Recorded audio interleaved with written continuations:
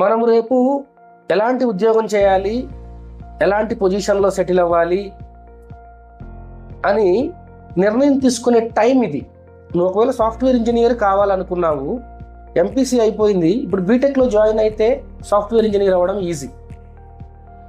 లేదు నువ్వు ఇంకేదైనా జాబ్ ఆపర్చునిటీ పెట్టుకున్నావు, లేకపోతే ఇంకేదైనా డెస్టినేషన్ పెట్టుకున్నావు, డెసిషన్ తీసుకునే టైం ఇది.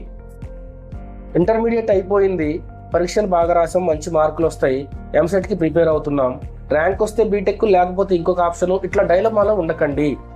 భవిష్యత్తులో ఎలాంటి పొజిషన్లో మనం ఉండాలనుకుని కలగంటున్నామో ఆ కళనే టార్గెట్గా పెట్టుకోండి. దానికోసం వెళ్ళటానికి మార్గాలు ఎత్తుక్కోండి. ఈ ప్రాసెస్లో ఏదైనా డౌట్ ఉంది, నేను ఇలా అనుకుంటున్నాను, ఇది రైటా రాంగా అని తెలుసుకోవాలి అంటే ఒకసారి మాకు కాల్ చేస్తే మా టీం ప్రాపర్గా మీరున్న సిచ్యువేషన్ ఏంటి, ఎలిజిబిలిటీ ఏంటి, మీ టార్గెట్ ఏంటి, మీరు ప్లాన్ చేయాల్సిన